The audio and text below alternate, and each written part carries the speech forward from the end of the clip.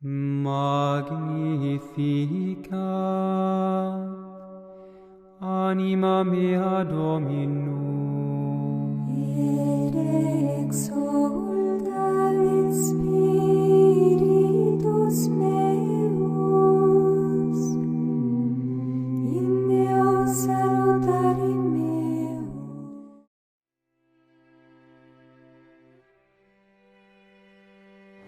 Meditações para a novena de Nossa Senhora do Carmo. 5º dia.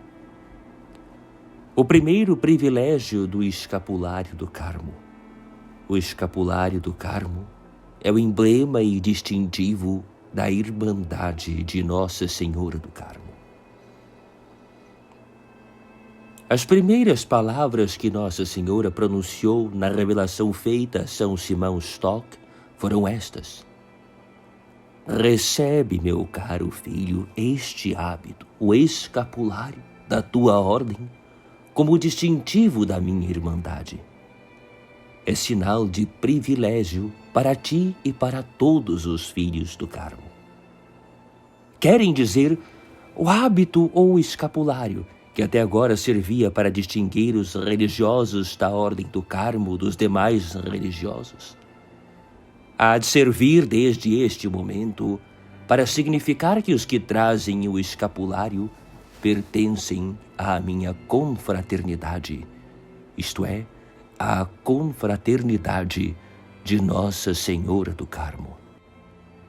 Qual será o lugar que ocupa a confraternidade de Nossa Senhora do Carmo entre as associações religiosas da Igreja Católica e da Ordem Carmelitana?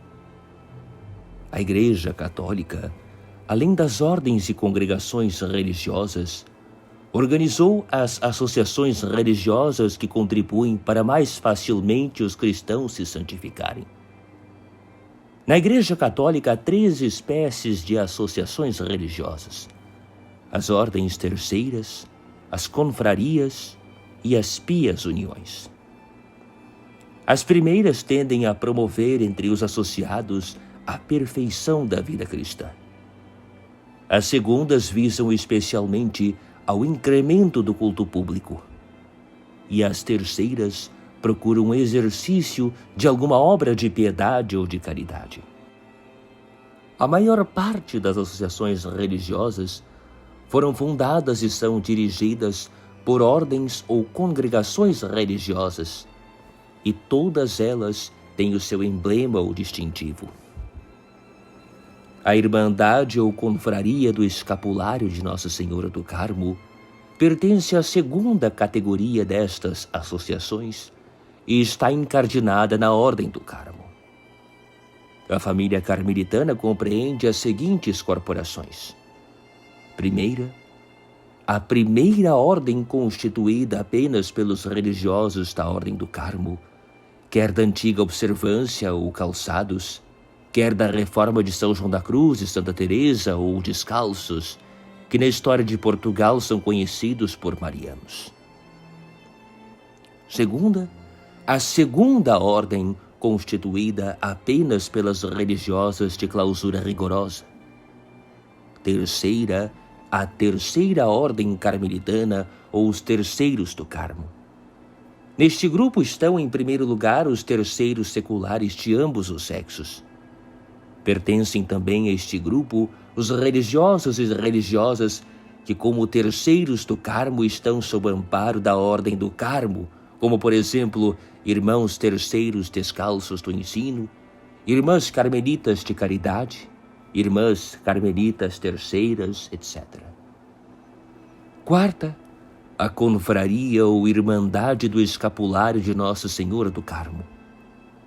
Quinta, a Arquiconfraria do Menino Jesus de Praga. Sexta, a Pia União de Santa Teresinha do Menino Jesus, etc.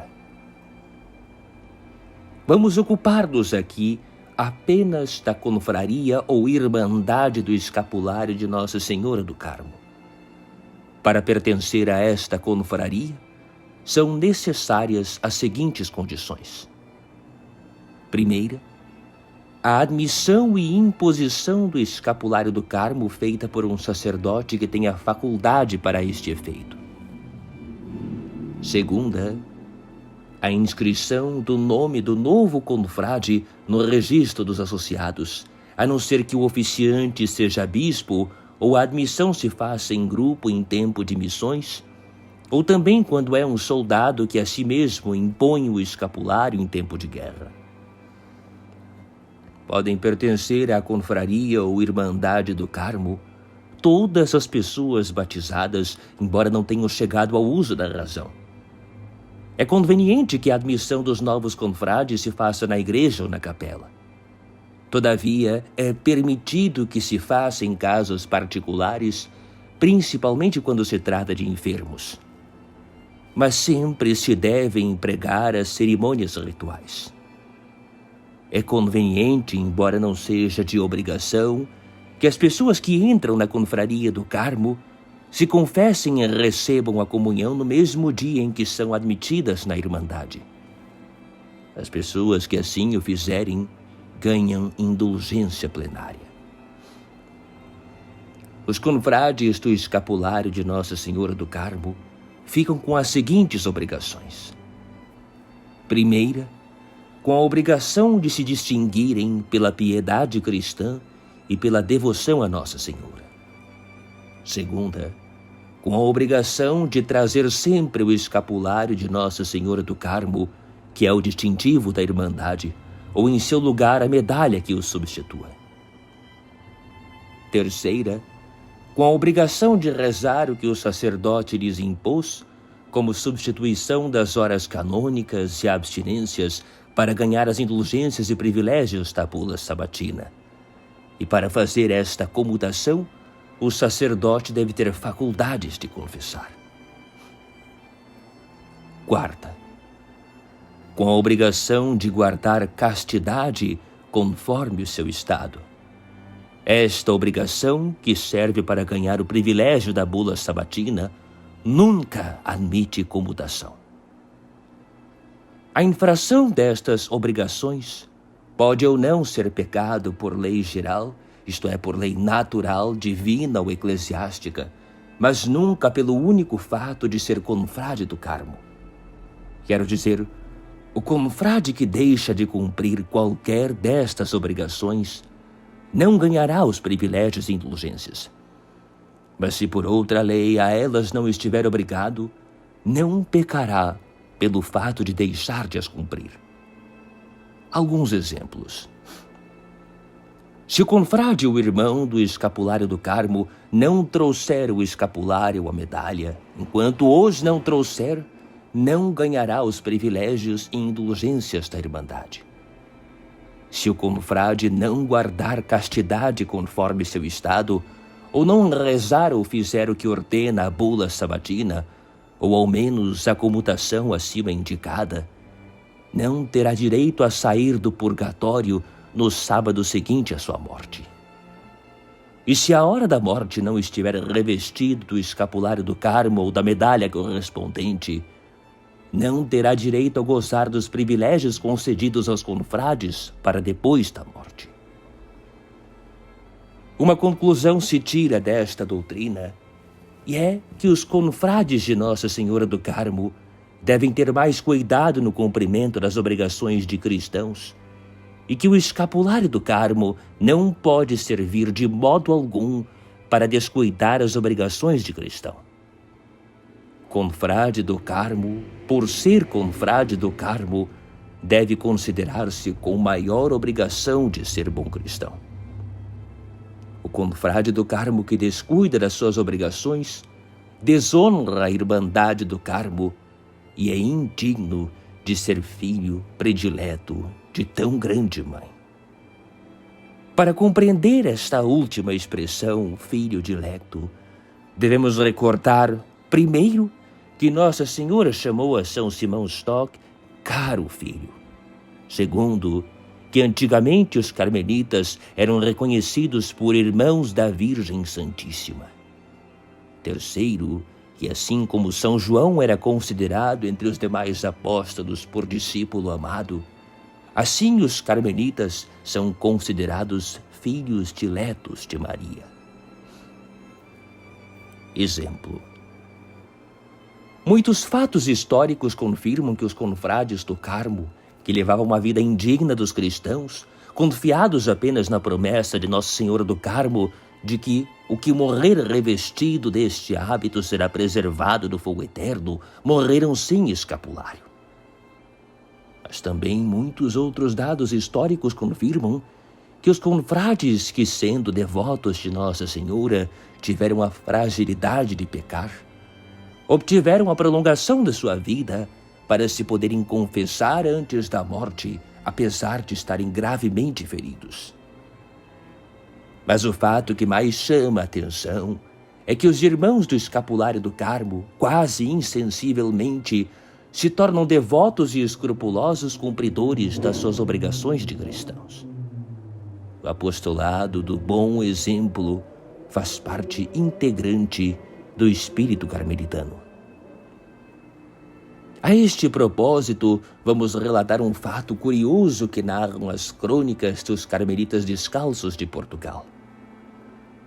Para evitar a convivência entre cristãos e judeus, que ocasionava grandes males à religião cristã, expulsaram os reis católicos de Espanha os judeus e muitos deles se refugiaram em Portugal. Apesar de el rei de Portugal, Dom Manuel, decretar por sua vez ou a saída dos judeus de Portugal ou a sua imediata conversão e batismo, ficaram em Portugal muitas famílias de judeus burlando a lei. A uma destas famílias pertencia um jovem de grande inteligência e versado na língua latina, que jurou empregar todos os meios para desacreditar a religião cristã. Para mais aprofundar os seus conhecimentos sobre a religião cristã e, baseado neles, atacar o cristianismo, aconselharam-no a que estudasse a vida dos carmelitas descalços, que naquele tempo se tinham tornado muito notados por causa da grande reforma que tinha sofrido a Ordem do Carmo com São João da Cruz e Santa Teresa. Saindo de Lisboa, dirigiu-se a Sevilha e pediu admissão no convento do Carmo daquela cidade. Enganou os superiores com falsa documentação e tomou o hábito com o nome de Frei Francisco de São José. Tinha vindo a lume havia ainda pouco tempo a obra do padre Granada, intitulada Introdução ao Símbolo da Fé, que a comunidade estava a ler no refeitório. O noviço judeu não perdia ocasião de anotar os argumentos contra a religião que a leitura suscitava em seu espírito mal-intencionado. Mas o bom exemplo dos religiosos começou a impressioná-lo de forma inquietante. Juntou-se em boa hora este bom exemplo à leitura tão proveitosa. E um dia, não podendo conter dentro de si a graça do Espírito Santo produzida pelo bom exemplo dos religiosos e pela boa leitura, rompeu num mar de lágrimas, confessou suas perversas intenções, pediu perdão e converteu-se. Batizado, morreu na paz do Senhor no mesmo convento. A leitura de bons livros deve ser o alimento do confrade do Carmo, e o bom exemplo deve ser a arma do seu apostolado. Aspiração. Rainha e formosura do Carmelo, vós que vos dignastes escolher-me para confrade do Carmo, ajudai-me a ser santo. Prática. Fazei todas as noites o exame de consciência sobre o que fizestes durante o dia. E se vos achardes culpados de algum mau exemplo, castigai-vos a vós próprios. Ó Maria Santíssima, rogai por nós, agora e na hora de nossa morte. Amém. Magnificat anima mea Dominum. exultavit Spiritus meus.